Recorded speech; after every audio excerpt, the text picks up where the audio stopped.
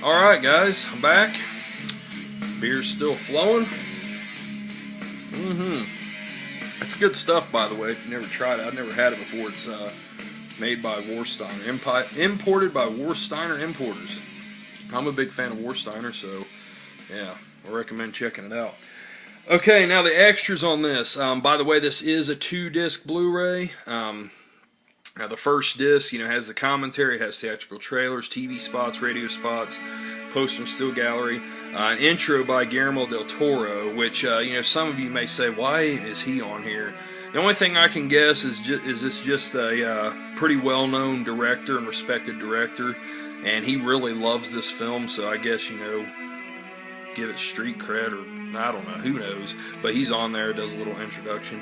And now the second disc, now we're going to get on the second disc, and this first extra is something I've been waiting to see for, a year and a half now since it was actually shot, and this extra is called Zombie Wasteland. Interviews with stars Ian McCulloch, Richard Johnson, Al Cliver, and actor stuntman Octaviano Dell'Acqua, which played the zombie.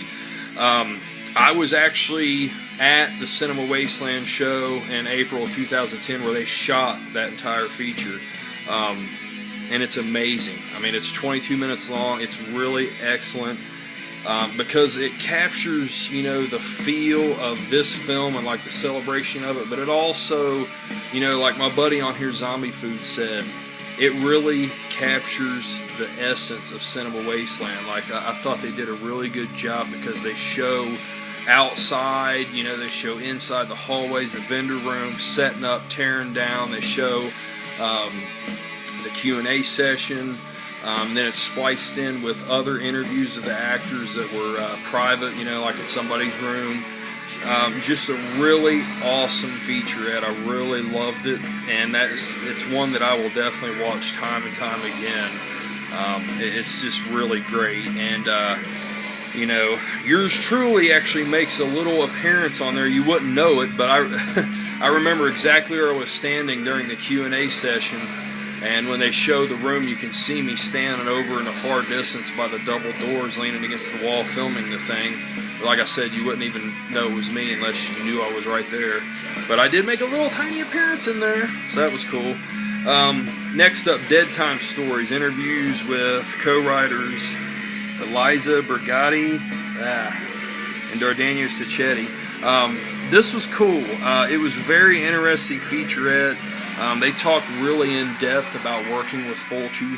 I really liked it. I think that was about 22 minutes too. It was pretty lengthy. Entertaining stuff. Next up, we have Flesh Eaters on Film, an interview with co-producer Fabrizio De Angelis. This was awesome too. He talks about how he doesn't really like to watch horror films, but he likes to make them. He says horror films scare him, but he does like to make them. And he likes to try to come up with scenarios that scare people, and that's what him and Fulci, really tried to do with this film. He also talks about how he was the one who brought Fulci on board. There were several directors that were in the running, but he was one that really pulled for Fulci to get on the film.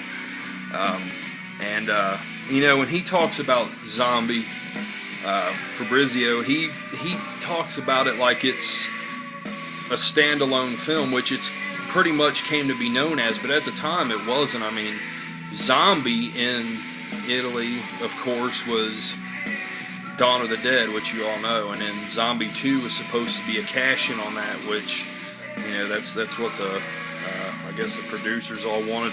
They wanted to cash in on the success of Dawn of the Dead, but he talks about it like it was a completely original idea, and like he doesn't bring up any of that. Like, this is just a whole original film, and it's kind of weird, in a way, but whatever. Next up, World of the Dead, interviews with cinematographer Sergio Slovatti and production and costume designer Walter Penetriccia, however the hell you say it. These fucking names, man. Another awesome featurette. They talk about different scenes in the film and how they were made. Actually how they were conceived and shot, like the eyeball scene, the shot on the Brooklyn Bridge at the end. Sergio Slovatti tells several different techniques that they used to make the zombies even uglier on the screen, like different ways that they shot them, different camera angles. He said, how when you shoot somebody, you don't want to shoot with a lot of shadow and stuff because it can make somebody appear more ugly on screen, but he purposely did that with the zombies to give them that uglier look. Yeah, so that was pretty cool. I like that one too. And all of these are pretty lengthy. I mean, I think that one was 10, maybe 15 minutes. Next up, Zombie Italiano, which is interviews with special effects artist Gianetto De Rossi, Maurizio Tarani, and special effects artist Gino De Rossi. You know, this was cool. In this one, Maurizio Tarani, he talks about the bridge scene and says how, you know, he's talking about, oh, there must have been a traffic jam or something to get the traffic stopped to get the zombies across the bridge. And I remember people just stopping and looking, and that's how we got the whole bridge to be empty. And I'm sitting there thinking, that's not right. I mean, you can clearly tell when you watch that scene, you can clearly tell that they're filming it on some walkway on top of the bridge, because you can see right through and see cars down below going back and forth. I mean, they're clearly not on the road part of the bridge. I just don't understand that. I mean, I guess these people think, I don't know, we're delusional or something. Like we can't tell the truth. We can't see those cars down there. I know they didn't CG them out either.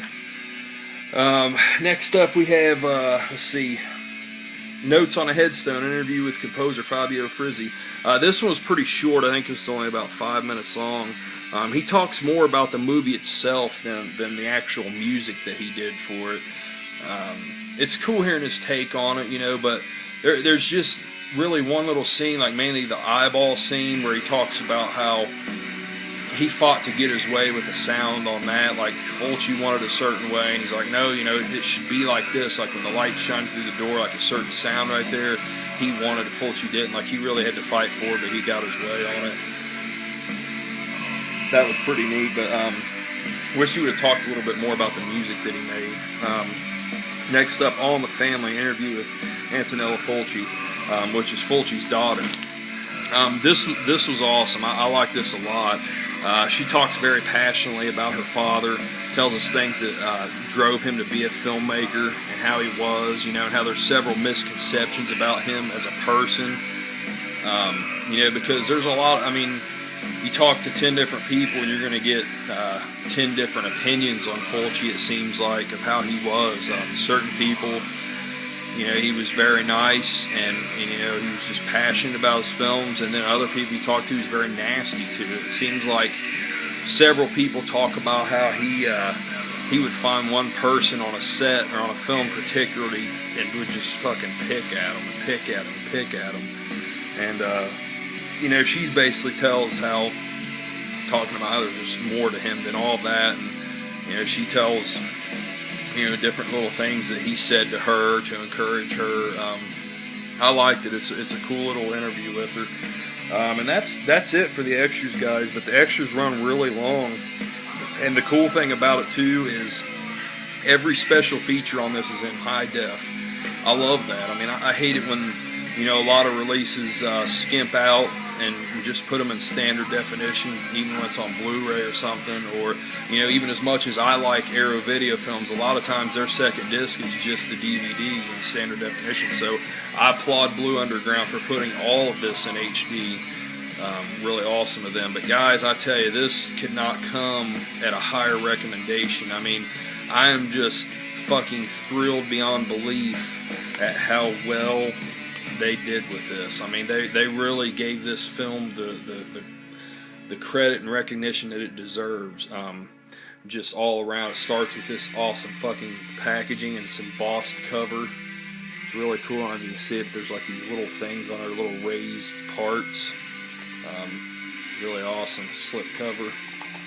Try to show you the inside since I'm doing this with one hand holding the camera, so it might be a little difficult.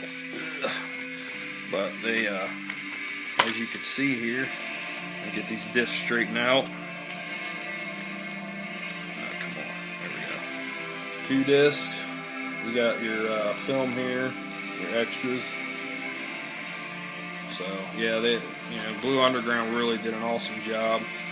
I love it, guys. I mean, I can't say it enough. Check it out. This whole thing.